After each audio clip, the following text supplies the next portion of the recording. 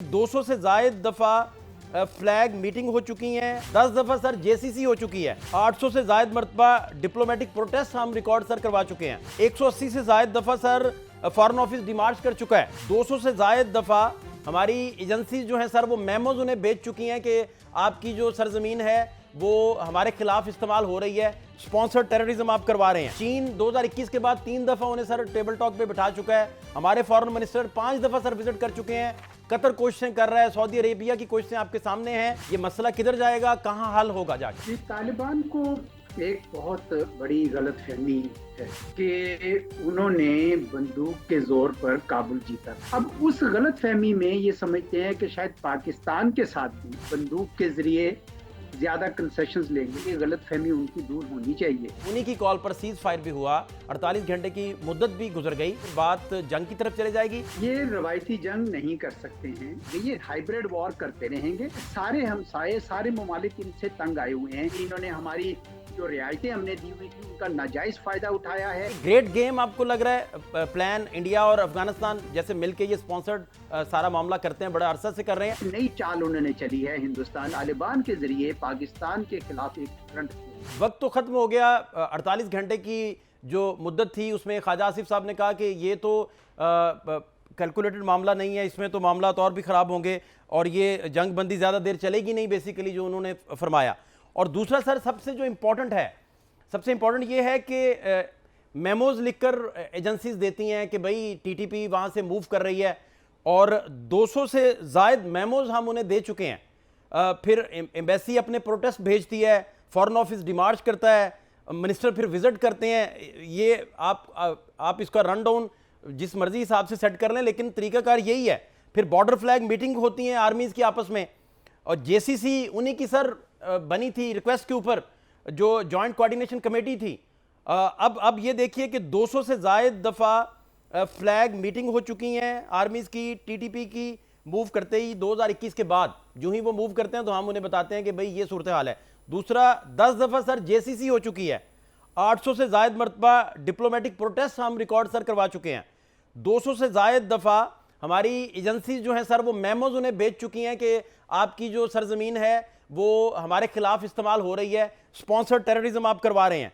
180 से जायद दफा सर फॉरेन ऑफिस डिमार्च कर चुका है और चीन 2021 के बाद 3 दफा उन्हें सर टेबल टॉक पे बिठा चुका है, हमारे फॉरेन मिनिस्टर 5 दफा सर विजिट कर चुके हैं, कतर कोशिशें कर रहा है, सऊदी अरेबिया की कोशिशें आपके सामने हैं।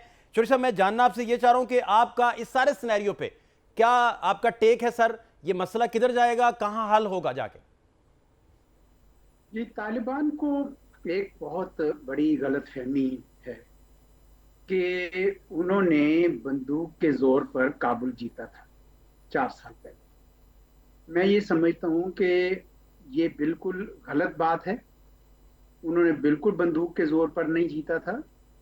वो एक तो अमेरिका खुद वापस जाना चाहता था, और क्योंकि वो डिस्टेंट वॉर्स में नहीं शामिल होना चाहते थे, निकलना चाह रहे थे, और दूसरा पाकिस्तान की बड़ी मदद रही तालिबान को। अमेरिका हमसे खफा भी हो गया उस वजह से।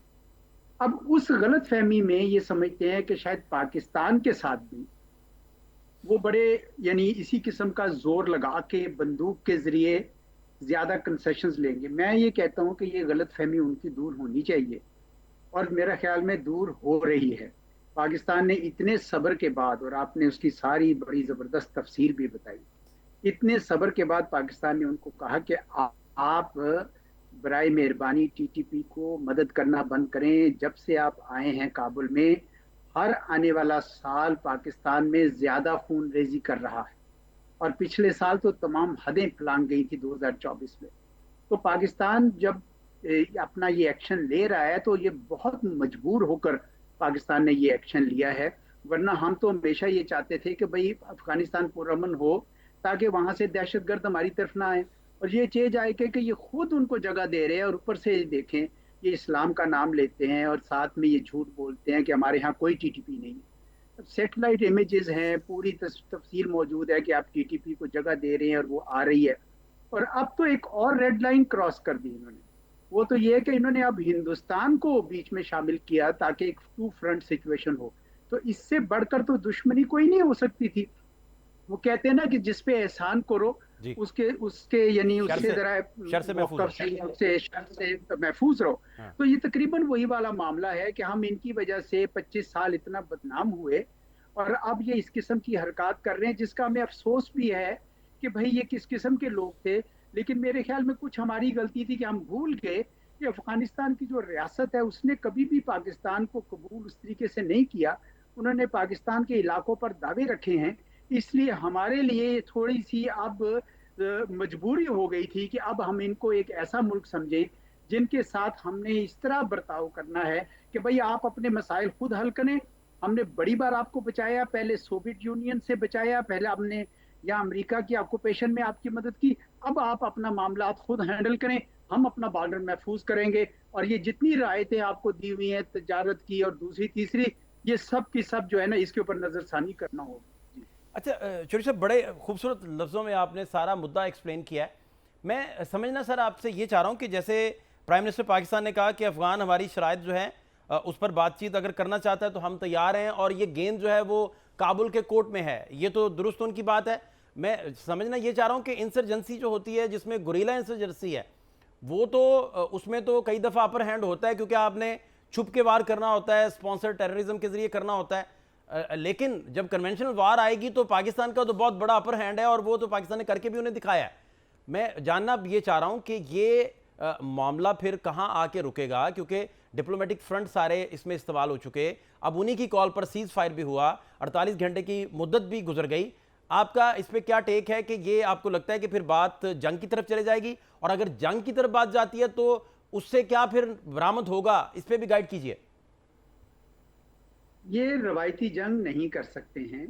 ट्रू। अभी ये सिर्फ इसलिए सोच रहे हैं कि शायद हम पाकिस्तान से कुछ ज्यादा रायत ले लें क्योंकि इनके पास वो पत्ता खेल रहे हैं टीटीपी वाला है कि ये हमारे हमारे हमारा खून बहाकर ये समझते हैं कि पाकिस्तान जो है अब इनके साथ हमेशा के लिए ठीक हो जाएगा। ये बड़ी ही गलत फहमी है इनकी, ऐसा कैसे हो सकता है? देखिए पाकिस्तान तो पहले ही आपके साथ बहुत अच्छा था, तो मैं नहीं समझता कि ये उस जंग में, रवायती जंग में आएंगे। ये हाइब्रिड वॉर करते रहेंगे, और इसका हल यही था कि भाई हम वो भी करें और साथ बातचीत भी रखें। बातचीत जरूरी रहनी चाहिए ताकि इनको ये पैगाम मिलता रहे।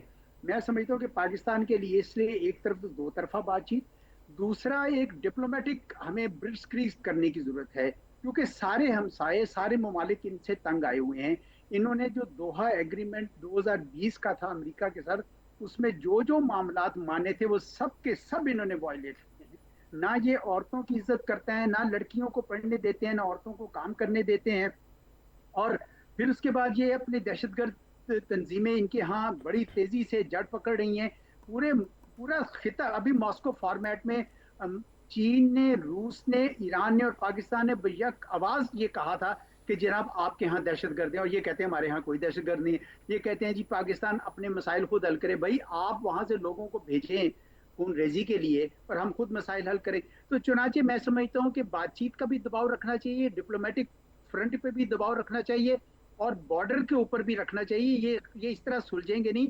मैं खुद बहुत इस बात का हामी था कि जी तजारत के मामला खुले रहें, और लेकिन मैं भी अपने, सच्ची बात है, मौक़िफ़ को पे नजर सानी करने पे मजबूर हो गया हूँ। मैं समझता हूँ कि इन्होंने हमारी जो रियायतें हमने दी हुई थी उनका नाजायज फायदा उठाया है, और मैं समझता हूँ कि हमारे अंदर कुछ लोग अभी भी हैं जिनका एक नरम गोशा इनके लिए वो भी एक बहुत बड़ा फ्रंट है कि हमें एक नेशनल कंसेंसस, एक इत्तेफाक राय कौमी सतह पर बनाना चाहिए, और लोगों को बताना चाहिए कि भाई इनकी खून रेजी का सबसे ज्यादा असर जो है वो KPK में और बलूचिस्तान में हो रहा है। खुदारा मिलकर इनको रोकें, और इनके लिए वो ट्रांजिट ट्रेड वाले फैसले भी बिल्कुल दुरुस्त किए। हम तो इस हद तक चले गए थे कि हिंदुस्तान के गुड्स इनको नहीं जाते थे, इनके गुड्स को हमने हिंदुस्तान जाने दिया। बहुत हमने रियायतें की हैं, लेकिन ये बड़ी बदकिस्मती है कि इन लोगों ने एक ऐसा, क्या अंग्रेजी का लफ्ज है, बिट्रेल किया है पाकिस्तान के साथ। लेकिन कोई बात नहीं, पाकिस्तान को अब समझ आ गई है, तमाम इदारों को समझ आ गई है, तमाम सियासतदानों को आ गई है, पाकिस्तान की आवाम को भी आ गई है। यहाँ एक इत्तेफाक राय हो जाए तो फिर मुझे यकीन है कि ये खुद बहुत सीधे हो जाएंगे और इस किस्म की हरकत करनी बंद करेंगे, अपनी गवर्नेंस पे काम करेंगे। चौधरी साहब, जिस आप हवाला भी दे रहे हैं, ईरान का भी आपने हवाला दिया, तो ईरान ने तो यहाँ तक इन्हें कहा उसी मीटिंग्स में ईरान ने कहा कि चाबहार जब अटैक किया गया तो उसमें दहशतगर्दी के लिए 18 लोगों ने हमला किया और उसमें से 16 अफगानी थे। और अक़वाम मुत्तहिदा का जो डाटा है वो कह रहा है कि अल-कायदा तो उधर है ही है, दहशतगर्दों की मौजूदगी के तो इंकिशाफ है ही है। तालिबान हुकूमत की जानिब से एक तो दहशतगर्दों को खुली छूट दी जाती है, दूसरा सर टीटीपी के अंदर अब जो डाटा आ रहा है उसमें 80% अफगान उसमें शमूलियत इख्तियार कर चुके हैं। फ़कत वो टीटीपी ही नहीं रही, उसकी अम्ब्रेला के नीचे उसे जो ऑक्सीजन मिल रही है वो अफगान ब्लड की ऑक्सीजन साथ मिल रही है।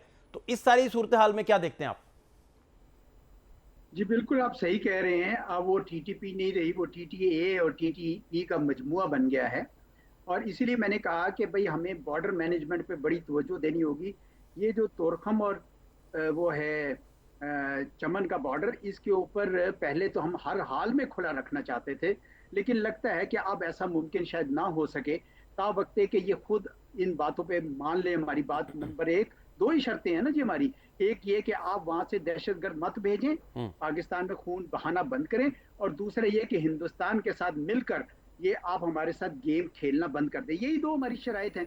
मैं समझता हूँ कि अगर पाकिस्तान दबाव रखे तो ये शराइत मानेंगे। आप देखेंगे कि ये खुद चलकर आएंगे अपने कदमों में और पाकिस्तान को कहेंगे कि जनाब हमसे गलती होगी, मेरी ये बात मार्क कर लें, ये कहेंगे। उसकी वजह ये कि आपने पहले ही खुद ही सही बताया कि ये अब ये इंसर्जेंट ग्रुप नहीं है, अब ये एक हुकूमत चला रहे हैं वहां पे। और हमारा तो ख्याल था कि हम इनकी मदद कर रहे हैं कि चलो ये अमन लेकर आएंगे, लेकिन जाहिर बात है हमारी असेसमेंट, हमारा ख्याल गलत साबित हुआ। ये अभी भी एक हुकूमत नहीं बने, ये अभी भी इंसर्जेंट ग्रुप के तौर पर बिहेव कर रहे हैं। और आपने सही कहा कि अक़वाम मुत्तहिदा की तरफ से भी ये सबूत आए हैं कि यहाँ दहशतगर्दी जड़ पकड़ रही है।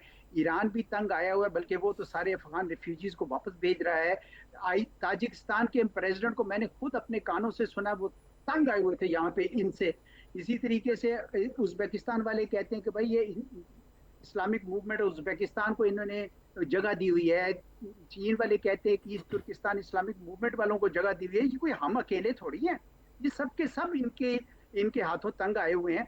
तो हिंदुस्तान को भी थोड़ी सी शर्म करनी चाहिए। मैं अभी एक हिंदू था, हाँ शायद हिंदू का एक आर्टिकल पढ़ रहा था जिसमें उन्होंने लिखा हुआ था कि जी इन दोनों के दरमियान क्यों गलतफहमी हुई। तो उसमें वो ये लिखते हैं कि जी पाकिस्तान जो है वो इनको अपनी एक यानी तुफैली रियासत के तौर पर कर रहे हैं। ऐसा बिल्कुल नहीं है। हम तो सिर्फ ये चाहते थे कि ये पुरअमन हो जाए ताकि हम भी पुरअमन हो जाए। लेकिन अब ऐसा लगता है कि इनको वाकई हमें इनके अपने हाल पे छोड़ देना चाहिए। हम अपने मामलात हमारे खुद बहुत बेहतर हो जाएंगे। बॉर्डर के ऊपर बहरहाल हमें अब वो सख्तियां करनी पड़ेंगी। हम जो इनको ट्रांजिट ट्रेड के राइट्स देते थे, अब जितना अगर सामान खुलता भी है, अभी तो बंद हो गई है, तो भी मैं समझता हूँ कि कस्टम ड्यूटीज वहीं पे ले लें इनके सारे सामान पे, ताकि ये जो करते थे ना स्मगलिंग हो जाती थी या यहीं पे डंप कर देते थे और हमारी इक़्तिसाद को नुकसान पहुंचाते थे, वो भी बंद होना चाहिए सिलसिला। अच्छा शरीफ साहब, आखिरी सवाल, आपने कुछ दिन पहले फरमाया था कि इंडिया जो है वो दोबारा जारियत का मुजाहरा कर सकता है नवंबर में पाकिस्तान के खिलाफ। बिहार में चूंकि इलेक्शन भी हैं, फिर अफगानिस्तान वाला फ्रंट जो है, ये सारा बॉर्डर ये इस वक्त कॉन्फ्लिक्ट की जद में है। यहाँ पाकिस्तान को उलझाने की वो नाकाम अगर कोशिश कर रहे हैं, तो ये ग्रेट गेम आपको लग रहा है प्लान इंडिया और अफगानिस्तान जैसे मिलके ये स्पॉन्सर्ड सारा मामला करते हैं, बड़ा अरसा से कर रहे हैं। अब तो चीज़ें बहुत सारी खुल के सामने आ गई। इंडिया का जब से 7-0 स्कोर हमारी तरफ से हुआ और उनके जो तैयारे गिराए पाकिस्तान ने, उसके बाद तो इंटरनेशनल बहुत सारी चीज़ें, बहुत सारे मामलात और सारे दुश्मन बड़े वाजे हो गए खुल के। कोई चाल ऐसी नहीं बची जो गुप्त हो, जो ऐसी हो कि बंदा सोचे कि ये चाल कौन चल गया। अब तो वाजे हो गया सारा। बिल्कुल सही आप कह रहे हैं। और मैंने उस वक्त ये कहा था कि अक्टूबर के महीने में हमें चौकन्ना रहना पड़ेगा, क्योंकि बिहार के इलेक्शन जो बीजेपी के सियासी मुस्तकबिल के लिए बहुत ही अहम है, उसकी वजह से ये कुछ ना कुछ वहाँ पे कर सकते हैं। कोई छोटा मोटा शरारत करेंगे, कोई फॉल्स फ्लैग कर सकते हैं, कोई ऑपरेशन कर सकते हैं, पाकिस्तान पे इल्ज़ाम लगा सकते हैं। लेकिन इन्होंने जो किया वो एक नई चाल चली कि इन्होंने तालिबान के जरिए पाकिस्तान के खिलाफ एक फ्रंट खोल दिया। यानी किया कुछ जरूर है, लेकिन ये एक नई चाल उन्होंने चली है हिंदुस्तान ने। तो वो आपकी बात सही है कि ये एक हिंदुस्तान अपने लिए करेगा। वो सुर्खी उसको हुई है मई 2025 में, उसका उन्होंने बदला लेना है। लेकिन आपको गम नहीं करना चाहिए। उसकी वजह यह कि पाकिस्तान ने अगर हिंदुस्तान को इतनी बर्तरी के बावजूद, जो उनके पास अददी बर्तरी थी, उसके बावजूद अगर इनको मजा चखाया, तो ये अफगानिस्तान तो कोई चीज ही नहीं है। ये बहुत बड़ी स्ट्रेटेजिक मिस्टेक नहीं जिसे कहते हैं, बहुत बड़ी गलती करते हैं तालिबान ने जो इस किस्म का काम किया है। ठीक। ये इनको नहीं करना चाहिए। और मैं समझता हूँ कि अभी हमें शर्त लगानी चाहिए कि जब तक कंधार से कोई वफद नहीं आता टॉप लेवल पे, और हमें आके ये एश्योरेंसेज नहीं देता, अब ये काबिल एतबार भी नहीं रहे, अब झूठ बोलने लग गए और हम पे जो ऐसी एश्योरेंसेज दे रहे हैं जो सही नहीं है, जो उसको वायलेट करते हैं। सीज फायर भी ये शायद वायलेट करेंगे, हमें फौरन ही खबर आ गई थी कि ये सीज फायर वायलेट कर रहे हैं। तो चुनाचे आपकी बात बिल्कुल मैं 100% इत्तेफाक करता हूँ।